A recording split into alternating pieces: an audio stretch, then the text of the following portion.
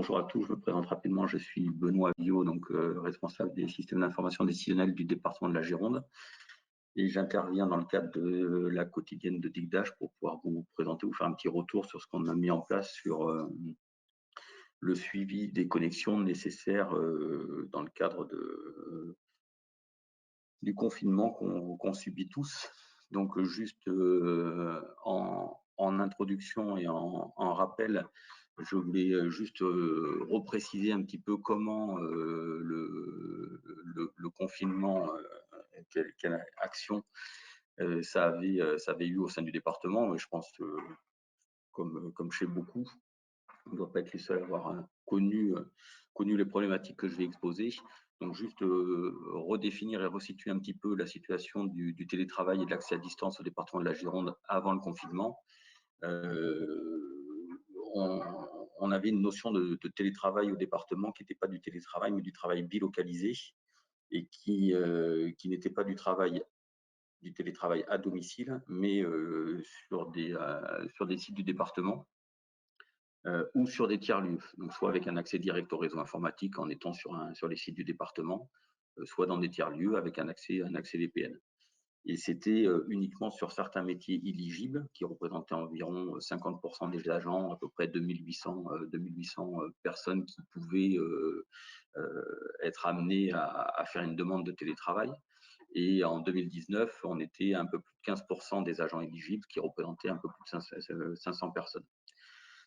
Et pour ça, pour les télétravailleurs sur des sites du département ou des tiers-lieux, ils pouvaient accéder au réseau du département, soit par un accès VPN, soit par un portail SSL. Et depuis la semaine du 15 mars et le début du confinement, le télétravail au sein du département s'est transformé en du travail à domicile. Pour l'ensemble des métiers du département et plus seulement les métiers éligibles, et ce qui représente potentiellement, même si tout le monde ne fait pas du télétravail, mais 100% des agents de la collectivité, c'est-à-dire quasiment 6000 agents.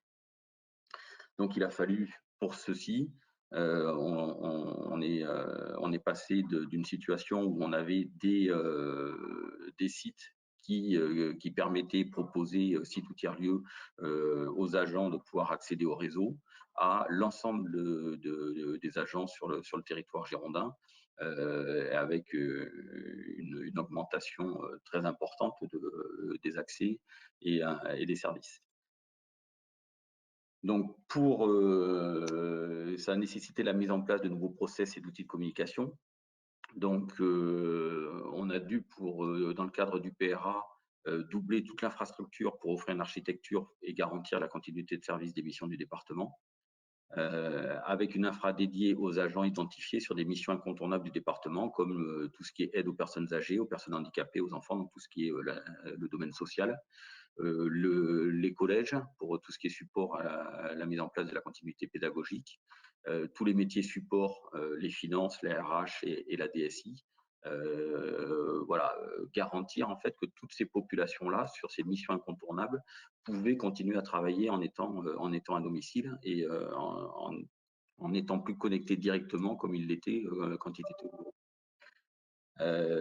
Donc il y a eu des distributions d'équipements qui étaient en stock au sein du département pour équiper les agents qui assuraient les missions prioritaires et la mise en place de procédures pour redéfinir les accès aux autres populations.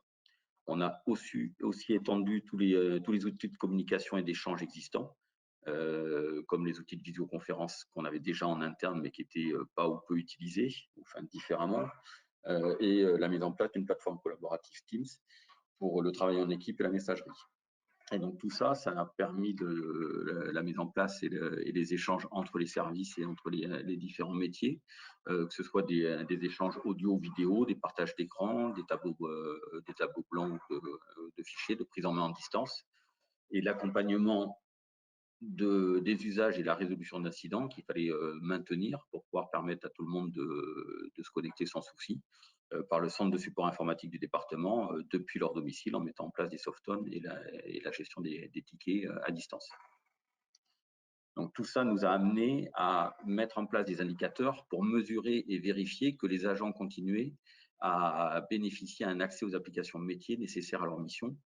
Donc, pour cela, on a collecté des données de connexion stockées dans les bases ou des fichiers de log pour pouvoir les charger dans des cubes d'IGDASH et réaliser des tableaux de bord qui nous permettent de suivre l'état des connexions, à la fois en amont sur les points d'entrée au réseau du département, à la fois sur les VPN et IPsec et SSL, aussi aux outils de communication pour suivre l'évolution et que tous ces outils tiennent la charge et permettent aux services de communiquer. Et enfin, en bout de chaîne, aux applications métiers pour s'assurer que les agents puissent continuer à accéder à leur application et à faire leur métier. Donc voilà, ça c'était juste pour vous présenter un petit peu le contexte que vous connaissez et que vous avez dû sûrement vivre de votre côté. Je passe sur le volet tableau de bord. Donc je vais me connecter sur le portail. Et donc, on a créé un tableau de bord spécifique pour suivre toutes ces et mesurer tous ces indicateurs-là. Je vais passer juste en plein écran pour que vous ayez une meilleure visibilité. Voilà. Je vais juste faire ça. Voilà.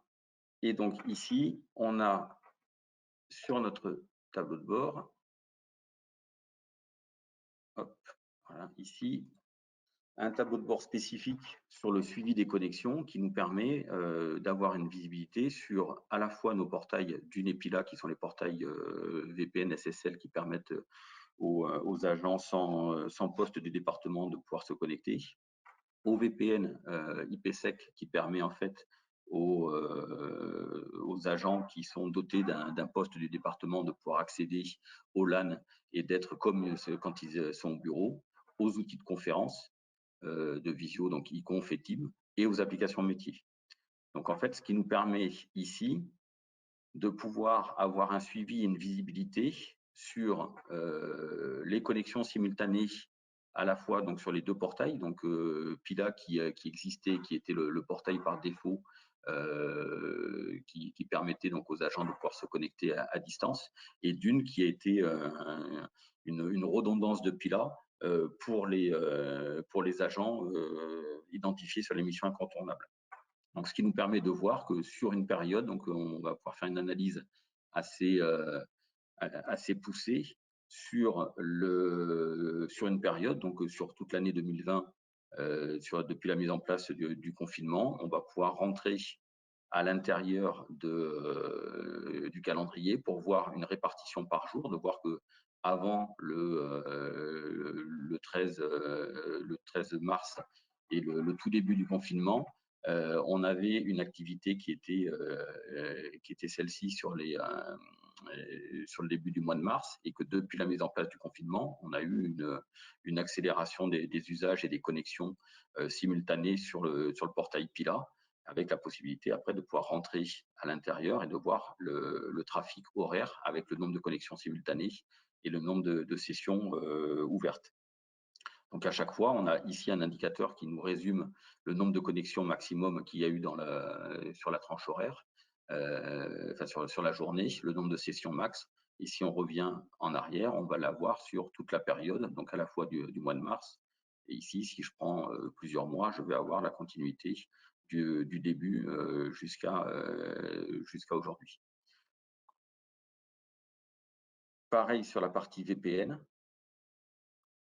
on va pouvoir avoir une visibilité de l'usage du VPN depuis février et sur les mois de mars-avril, avec la possibilité de rentrer à l'intérieur et de voir voilà, l'usage qu'on avait jusqu'au début du confinement, et qu'à partir du confinement, on a offert la possibilité aux agents de pouvoir, voilà, on était à peu près à 400 utilisateurs par jour sur l'usage du VPN. On est monté jusqu'à plus de 1500 utilisateurs et 5000 sessions depuis la mise en place depuis le confinement, avec un suivi que justement nos points d'entrée tiennent la charge et permettent en fait aux utilisateurs d'accéder au réseau.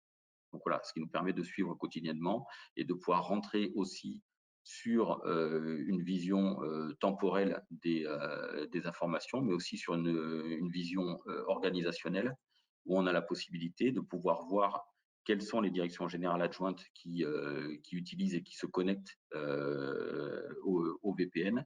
Donc là, on est sur le social, les ressources, la culture, le transport, la jeunesse, et de pouvoir rentrer à l'intérieur et de savoir quels sont les pôles et les directions qui utilisent pour pouvoir accompagner aussi ces usagers, pour pouvoir les débloquer, les dépanner et s'assurer que pour tenir leur mission, ils ne sont pas bloqués déjà à l'entrée du réseau. Pareil sur les outils de conférence, on a cette possibilité voilà, de pouvoir rentrer sur, je vais venir sur la totalité, voilà, de pouvoir rentrer, pardon, ici sur la totalité des conférences et des participants avec un usage qui était assez restreint sur le volet des visioconférences. Et depuis début février et surtout depuis le début du confinement, avec une explosion, et toutes les semaines, on voit qu'on a un usage de plus en plus intensif des conférences et des utilisateurs qui utilisent les outils de visioconférence. Donc, on a la possibilité ici de pouvoir faire le suivi, le suivi de l'usage de cette partie visioconférence et de la localisation. Pareil sur Teams. Là, on va pouvoir suivre suivant les différents canaux d'usage de la plateforme collaborative, de voir le temps passé sur les appels audio, les appels vidéo, les messages, etc., pour pouvoir aussi avoir un suivi de l'usage et du fonctionnement de la plateforme. Et enfin, au niveau des applications métiers, on a une première vue qui nous permet d'avoir sur les premières applications qu'on a remontées, d'avoir une vision sur le nombre d'utilisateurs de la veille. Donc voilà, tous les jours, le tableau de bord se met à jour sur les indicateurs, savoir combien on a eu d'utilisateurs, comparé à la même journée de la semaine précédente, et de voir si jamais on est effectivement sur des tendances à la hausse ou à la baisse, qui peuvent après s'expliquer par d'autres raisons, mais de surtout vérifier qu'on n'a pas une chute brutale d'accès aux applications, et qui permettent de voir que les usagers continuent d'accéder à leur application et de pouvoir exercer leur métier. Pareil, si on part sur les suivis des connexions, si je viens sur la suivi financière, je viens au mois de mars, je vais voir que voilà, avant le confinement, on était sur un usage qui était comme ça. La première semaine de confinement, on a vu qu'on avait une baisse de l'accès de l'usage de l'application Grand'Angle, qui est notre application de gestion financière, mais que depuis, si jamais on prend les mois de mars, avril, on est revenu à un usage équivalent d'avant le confinement, et donc qui confirme bien que les agents peuvent continuer d'exercer et de pratiquer leur métier. Donc voilà, c'était essentiellement pour faire un petit point et un retour sur la façon dont on a collecté ces informations-là pour mesurer la qualité du télétravail à domicile, puisque ça a été un changement complet de process et de moyens d'accès par rapport à ce qui était mis en place au sein du département avant le confinement.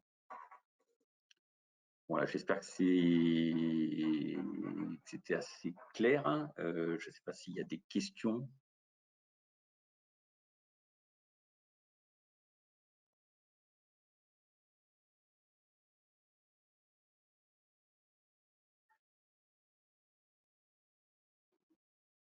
A priori, pas.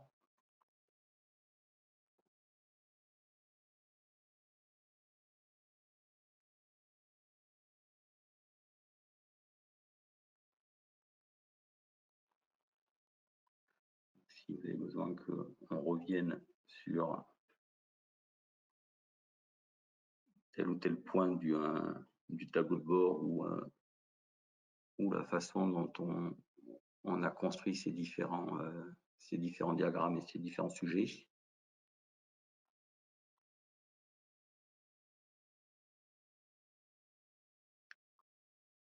Alors aujourd'hui, combien d'utilisateurs du tableau de bord? Aujourd'hui, voilà, il a été ouvert. Il est essentiellement pour la DSI. Donc en interne DSI, il va servir à communiquer auprès des différentes instances. Il sera sûrement ouvert par la suite à l'ensemble des utilisateurs ou au moins à l'ensemble des directions. Mais aujourd'hui, il sert essentiellement en interne à la DSI pour mesurer les accès et s'assurer qu'on n'a pas une baisse d'activité due à des problèmes d'accès aux applications. Donc aujourd'hui, il est essentiellement interne à la direction du service informatique.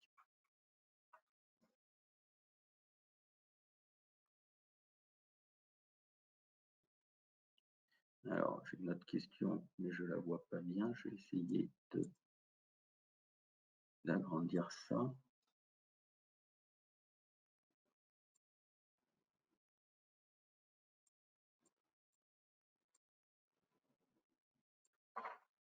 En combien de temps vous avez écrit ce tableau de bord? Alors, ça a été assez rapide. On a mis sur les premiers, ça a été assez simple parce que la plupart des applications ont stocké les informations de connexion dans des tables, des bases de données des applications. Donc, ça a été assez simple de les récupérer et de faire le tableau de bord. Donc, ça, on a mis moins d'une journée. Après, il y a d'autres sources où les informations de connexion étaient dans des logs applicatifs. Donc, ça a été un petit peu plus long parce qu'il a fallu découper les logs pour pouvoir récupérer les informations et les restituer. Mais dans l'ensemble, non, ça a été assez rapide. On a mis entre 1 et 2 journées sur la totalité pour pouvoir remonter les informations, puisque c'est des informations qui sont assez simples sur un ID de session, une date de début de connexion, une date de fin de connexion et les utilisateurs associés.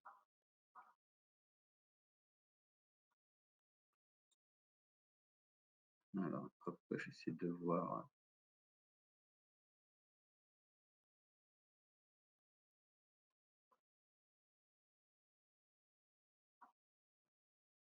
Je ne sais pas s'il y a d'autres questions.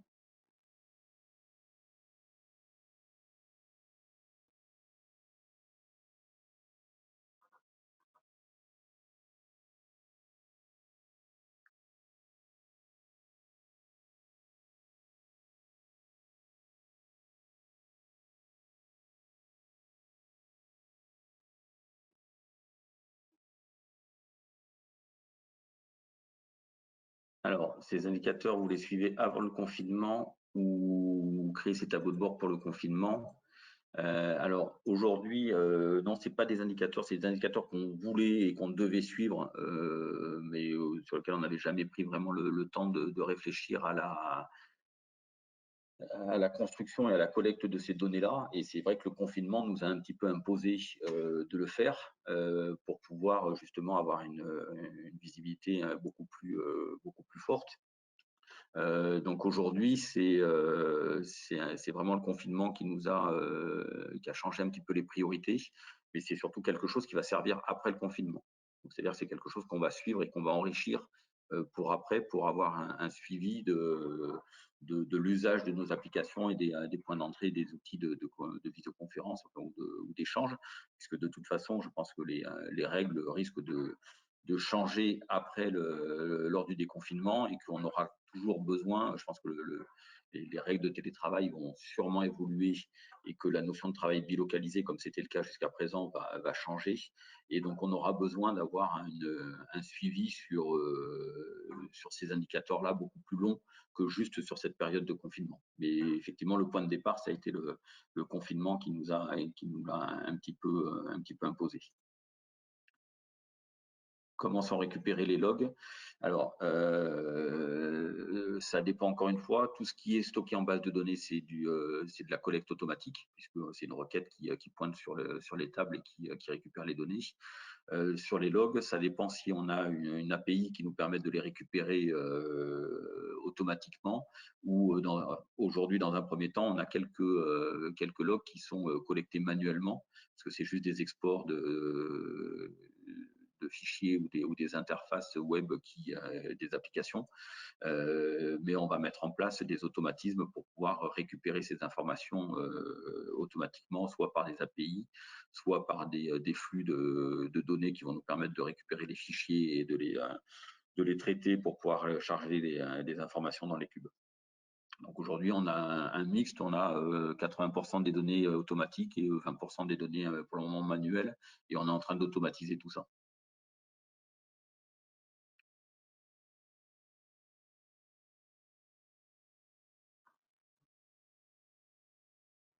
Alors, découper les logs dans Digdash,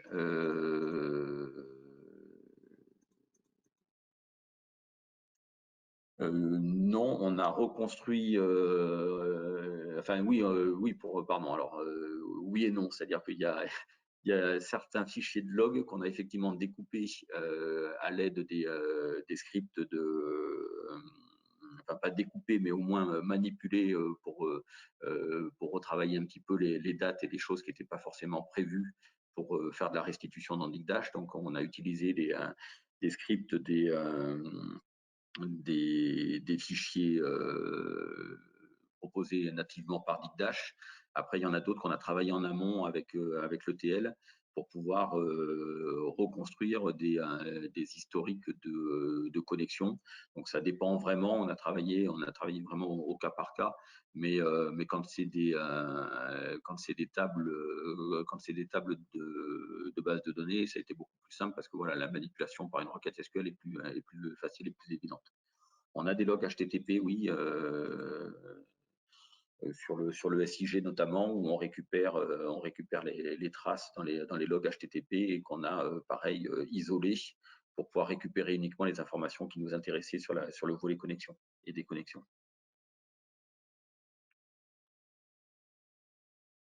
Explorer un service. Alors, remontrer comment on explore un service. Alors, si je viens, par exemple, je repars sur Pila. Ici, ici, oui, je suis sur Pila, je pense que c'est bon. Voilà, ici, on a la possibilité, aujourd'hui, comme on récupère au niveau des connexions le login AD de l'utilisateur qui a fait cette connexion-là, on a la possibilité non seulement de l'avoir, voilà, on récupère l'ID session à la fois au niveau du temps, mais aussi au niveau de l'utilisateur qui a fait cette connexion-là. Donc, on a pu rapprocher cet utilisateur AD à notre référentiel institution, et donc à savoir que cet utilisateur appartenait à tel service, de telle direction, de tel DGA. Et donc, on a la possibilité de pouvoir visualiser la répartition des agents par DGA, direction service. Donc, quand je rentre dans une DGA, je vais avoir, hop, si le réseau veut bien,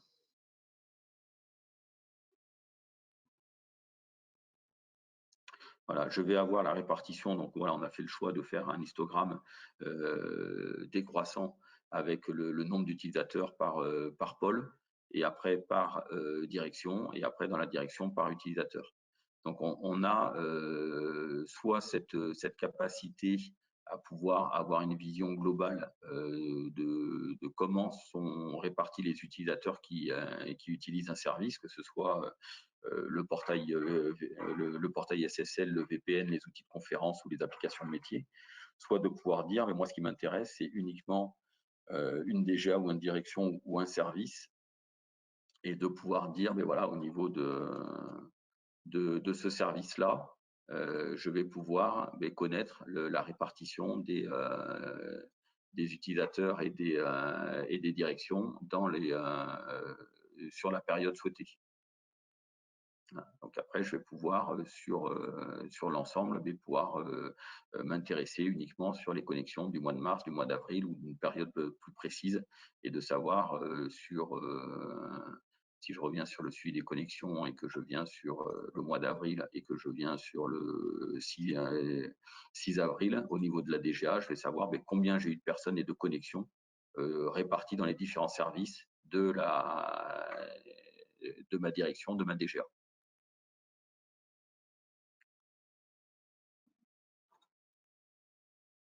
En tant que est-ce possible de mettre en place des alertes notifications sur les écarts forts de connexion, par exemple dans votre cas? Oui, oui, on peut aussi, nous on l'a pas fait parce qu'aujourd'hui on les suit quotidiennement, mais on peut aussi pousser de l'information et sur des écarts qu'on peut calculer, comme on l'a fait un petit peu ici. Là, on l'a juste mis sur ces informations comme ça par rapport à même jour de la semaine précédente, mais on pourrait calculer sur des moyennes, on pourrait calculer sur des périodes beaucoup plus larges et on pourrait déclencher des actions si jamais on se rendait compte que sur une application métier, on avait une grosse baisse d'activité ou si ou suivant n'importe quel indicateur qu'on voudrait mesurer. Mais on a effectivement la possibilité de pouvoir pousser de l'information soit par SMS, soit par mail, pour pouvoir informer une instance qu'on a une alerte à donner sur un problème de connexion d'une application. Alors j'essaie de voir le reste des questions, pour finir dans les temps. Je pense qu'on a fait à peu près le tour. Alors,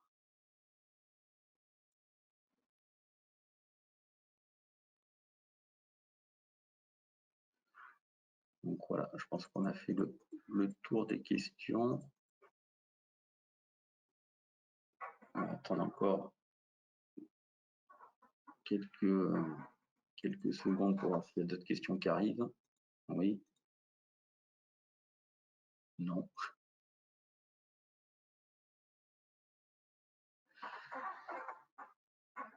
Donc voilà, bon, mais je pense que c'est bon au niveau des questions, mais je vous souhaite à tous bon courage pour affronter ce nouveau mois de confinement qui arrive.